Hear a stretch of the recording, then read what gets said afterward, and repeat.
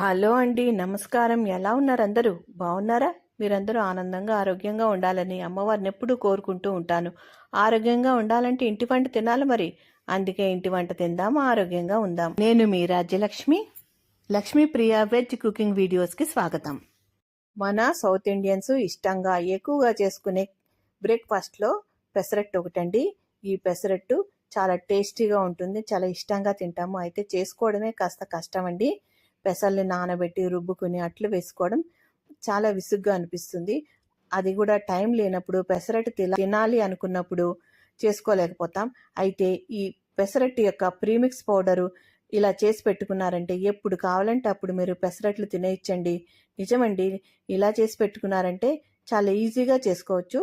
దీనికోసం నేను ఇక్కడ 3.5 కప్పుల పెసలు అయితే తీసుకుంటున్నానండి. ముడి పెసలు. మీ దగ్గర పొట్టుపప్పు ఉన్నా కూడా తీసుకోవచ్చు. దానికి అరకప్పు బియ్యం తీసుకుంటున్నానండి. ఇవి బ్రౌన్ రైస్ తీసుకుంటున్నాను. మీరు నార్మల్ రైస్ అయినా రేషన్ బియ్యం అయినా తీసుకోవచ్చు. నేను ఇక్కడ బ్రౌన్ రైస్ తీసుకుంటున్నాను. అరకప్పు మొత్తం కలిపి కేజీ అవుతుందండి. 4 కప్పులు అవుతున్నాయి.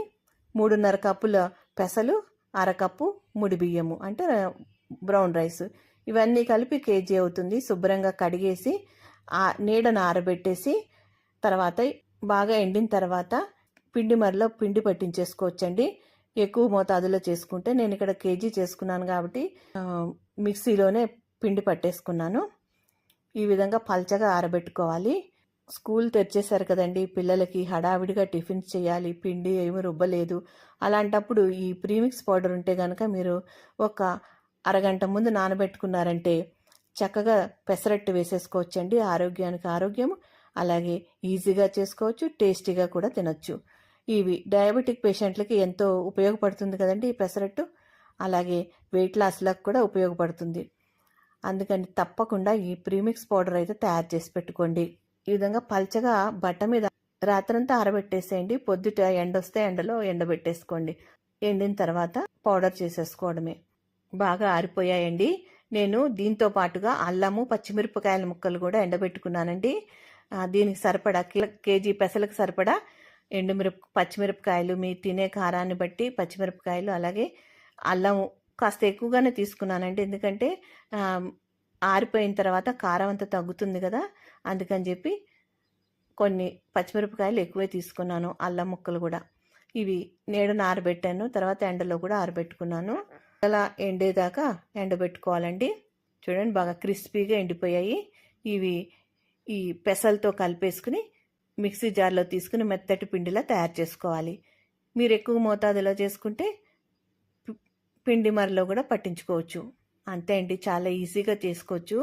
మేము ఈ మధ్యకాలంలో ఫ్రూట్సే తింటున్నామండి. ఈ సీజన్లో ఫ్రూట్స్ బాగా వస్తాయి కదా, మ్యాంగోతో పాటు టిఫిన్స్ మానేసి ఫ్రూట్సే తింటున్నాం. అయితే సడన్గా మా అబ్బాయి ఒక రోజు నాకు టిఫిన్ తినాలనుంది అన్నాడు. అప్పుడు పిండ్లు ఏమీ లేవు. అప్పుడు ఈ ప్రీమిక్స్ పౌడర్ నాకు గుర్తొచ్చింది. దాన్ని కలిపేసి గబగబా పెసరట్లు వేసేసాను.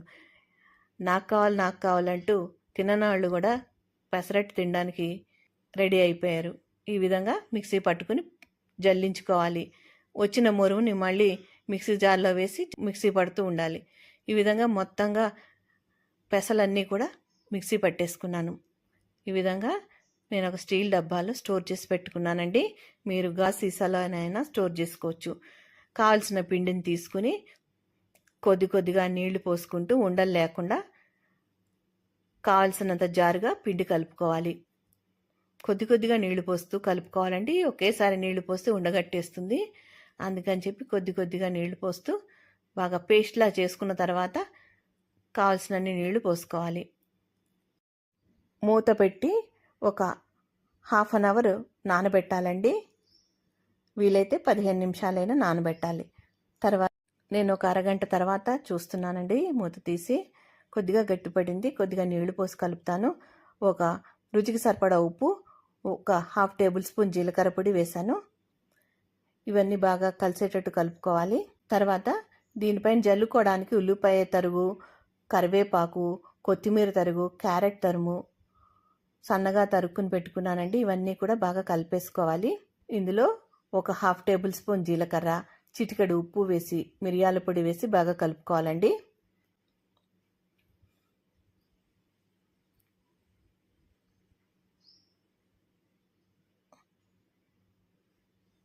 ఇలా కలుపుకుని వేస్తే బాగా అట్టుకి అంటుకుంటుంది. ఇక్కడ పచ్చడికి నేను వేరుశనగపప్పు వేయిస్తున్నానండి.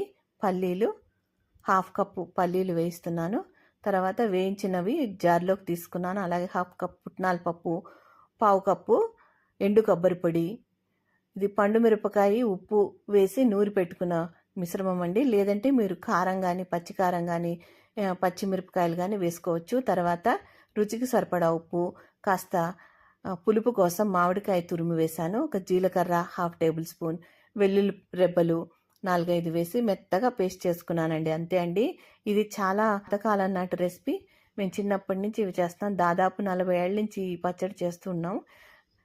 చాలా రుచిగా ఉంటుంది. తర్వాత దీనికి తాలింపు పెట్టుకోవాలి. 2 టేబుల్ స్పూన్ల ఆయిల్ వేసి శనగపప్పు, మినపప్పు, ఆవాలు, జీలకర్ర, ఎండుమిరపకాయలు, కరివేపాకు వేసి పోపు వేగిన తర్వాత పచ్చడిలో కలిపేసుకోవాలి. మనకి ఇక్కడ పెనం కూడా వేడెక్కిందండి. దోశలు పోసేసుకుంటున్నాం. కావాల్సినంత పిండి వేసి ఎంత పలచగా కావాలంటే అంత పలచగా స్ప్రెడ్ చేసుకోవాలి. చూడండి, పెనం మొత్తం స్ప్రెడ్ చేశాను. గరిటెడు పిండి వేసి అలా పలచగా పరిచాను. తర్వాత మనం రెడీ చేసి పెట్టుకున్న ఉల్లిపాయ, కరివేపాకు, కొత్తిమీర ఈ మిశ్రమం జల్లేసుకుని అట్ల కాడతో అలా అద్దామంటే ఇవి రాలిపోకుండా ఉంటాయి. కాస్త పైన తడి అంతా ఎగిరిపోయిన తర్వాత ఆయిల్ వేసుకోవాలండి. పెసరట్టుకి కొద్దిగా ఆయిల్ ఎక్కువే పడుతుంది.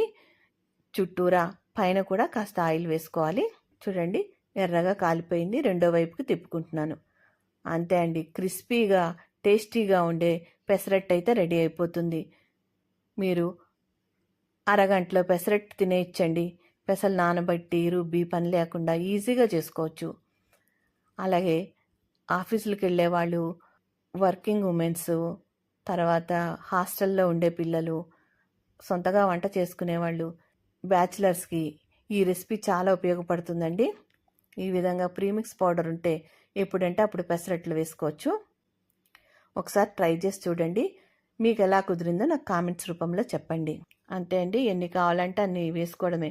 నేను కూడా ఇలా చేస్తూ ఉన్నాను, అలా తింటూనే ఉన్నారు పెసరట్లన్నీ కూడా. అప్పటికప్పుడు చేయడం కదండి, చాలా ఈజీగా అనిపించింది. నాకు కూడా అలసట అనిపించలేదు. నానబెట్టి రుబ్బడం ఈ పని కాకుండా చక్కగా పిండి తీసుకుని నీళ్ళలో కలిపేసి కావాల్సినప్పుడు పెసరట్లు వేయడమే. ఈ పచ్చడితో ఈ క్రిస్పీగా ఉండే ఈ పెసరట్టు టేస్ట్ చూడండి, మళ్ళీ మర్చిపోకుండా ఉంటారు. ఈ టేస్ట్ని ఎప్పుడు కూడా మళ్ళీ మళ్ళీ చేస్తూనే ఉంటారు. తప్పకుండా ట్రై చేయండి. మీ కామెంట్స్ నాకు తెలియజేయండి.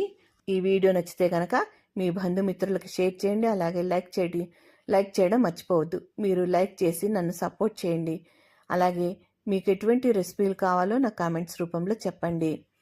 ఈ వీడియో కనుక నచ్చితే లైక్ చేయండి, షేర్ చేయండి, సబ్స్క్రైబ్ చేసుకోండి. మరో మంచి వీడియోతో మళ్ళీ కలుస్తాను. నమస్కారం, ఉంటానండి. Thank you for watching.